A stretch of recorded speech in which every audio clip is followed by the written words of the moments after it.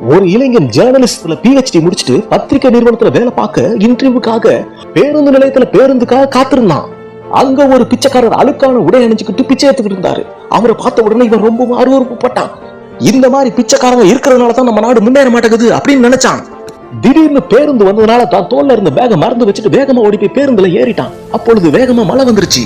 பேருந்து நிறுத்தத்துல மழைக்காக நிறைய மக்கள் ஒதுங்கி நின்னுக்கிட்டாங்க. பிச்சைக்காரனுக்கு ஒதுங்க இடம் இல்ல. தான் நினைஞ்சாலும் பரவாயில்ல, அந்த பேக் நினைய கூடாதுன்னு அந்த பேக பாதுகாத்தாரு. கொஞ்ச நேரத்துல பேருந்துல போன இளைஞனுக்கு தன்னோட பேக காணும்னு தெரிய வந்துச்சு. வேகமா திரும்பி ஓடி வந்தான்.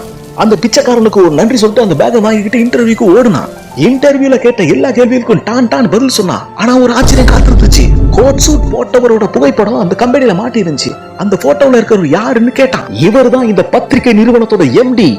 எங்க MD தினமும் மக்களோட மக்களா கலந்து எளிய மக்களோட செய்தியை போடுறதுனாலதான் எங்க பத்திரிகை முன்னணி பத்திரிகையா இருக்கு அப்படின்னு அந்த இன்டர்வியூ பண்ண லேடி சொன்னாங்க. அந்த இளைஞன் அந்த பிச்சை எடுத்துக்கிட்டு இருந்தவர் தான் தன்னோட MD அப்படின்றத தெரிஞ்சுக்கிட்டான். அவரை பார்த்து அருவருப்பு பட்டதை நினைச்சு வருத்தப்பட்டான். என்னைக்குமே ஒருத்தரை பார்த்த உடனே எடை போடக்கூடாதுன்னு உணர்ந்தான். அவர்கிட்ட மன்னிப்பு கேட்கறதுக்காக போயிட்டு இருக்கான்.